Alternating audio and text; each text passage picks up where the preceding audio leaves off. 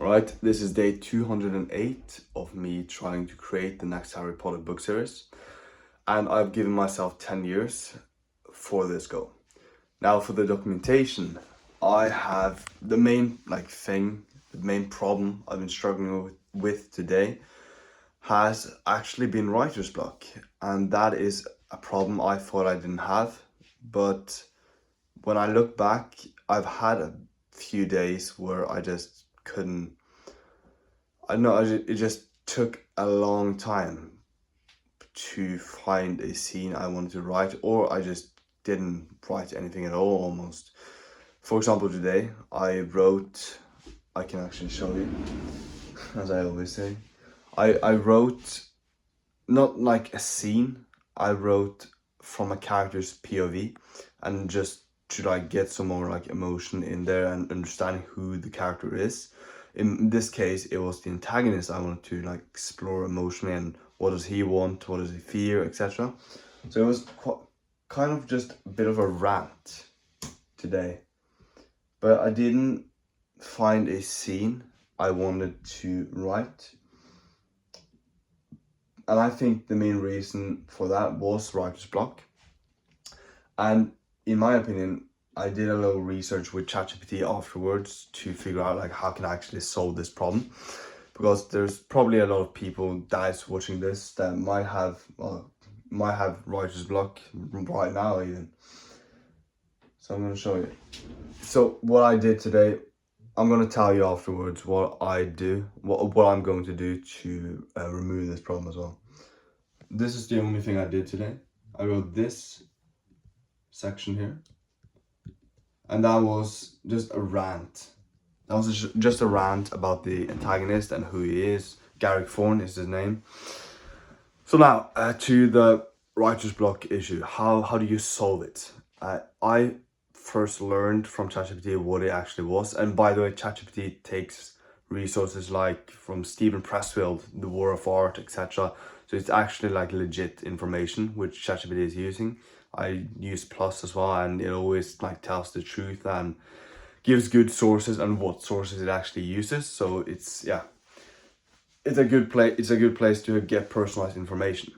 So in the case of solving writer's block, what I first understood was what writer's block was. So what I thought it was, or I understood it was, is that it is basically your brain has too many decisions and it's overwhelming your mind. So ChatGPT said it's never really that you don't have any ideas. It's more about you have too many ideas and you don't know how to pick and decide between them. Let's say there's 1,000 questions. When you think about like building a book, there's 1,000 questions you need to answer. Like, who's the main character? What's the POV? What's going to be like the first opening scene? What's the opening chapter going to be about? What's the thematic meaning behind the book? In case of Harry Potter, it was like love conquers power and greed, etc. But if you give your brain too many decisions, and that's what I did today, that's something I noticed today. I didn't get to write any scene because I didn't like I didn't get to answer all the 1,000 questions that was popping up in my head. So the solution here is really that we restrict like the list of questions we have to maybe 1-2 core questions that you answer. And also there's a mentality switch that ChatGPT gave me, which I definitely needed, which was to instead look at it like you're sitting down to write the entire book today. In my case, like that I'm sitting down to write the book series today, I instead think of it that I'm going to only write the next 500 words. The next good 500 words. That's what I'm going to do. That's it. I'm not like thinking that I'm going to have to make the entire book series today, because that leaves the brain with thinking that there's way more decisions that you have to make because it's the entire book series. Because your brain can't really it understands emotions. So I don't I'm not an expert in psychology, so I'm just going to tell you what like works. I'm going to also later tell you whether this like solution worked. It makes sense like currently that if I just lessen the decisions I have to make, I'll get into writing quicker. So in my case, the question I chose to have, I always have it like at the top of my writing document where I draft everything. I even have the mindset switch, so I can show you here.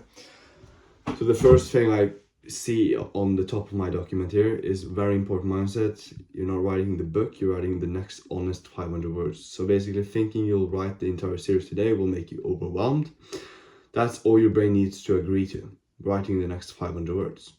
So the question I have that I'm going to answer every single day is, what is the most emotionally charged moment I want to explore right now? I'm not going to overwhelm my brain with plenty of decisions. It's this one question, and yeah, it's not all of these. What advances the plot? Will make sense chronologically? What chapter comes next? But instead, like, what scene do I want to witness? What moment feels alive? What do I feel curious about? I'm basically aligning myself and giving myself motivation by getting emotionally charged in the book series myself. And you care for emotion as well. So yeah. Let's see. Yeah, and if I don't get anything from the first question, I have a second backup question, which is what would make my main character uncomfortable right now. A story is really like a transformation. So there has to be uncomfortable moments for the main character to grow through, like grow from, and that will lead him to transforming. So that's why I have the second question there, because, well, it's always like it's sort of tension in different scenes, and yeah, through that tension the person grows. Simple as that, I think. So let me think. That was the main thing. That was the main thing for today. It's that writer's block is really not like a discipline problem that you have to get like push through and get ideas, etc. It's more that you have so much already, even though you might not think it, but your subconscious is storing things that if you'd seen all the subconscious thoughts, etc., it would probably be wild. But to just lessen the ideas, give yourself clarity, give your brain clarity through one single question, and you answer that, and then you write from that question, and you put emotion into it. I think that's the solution for writer's block. So I'm gonna end the video here. That's another day into a very long journey. Take care.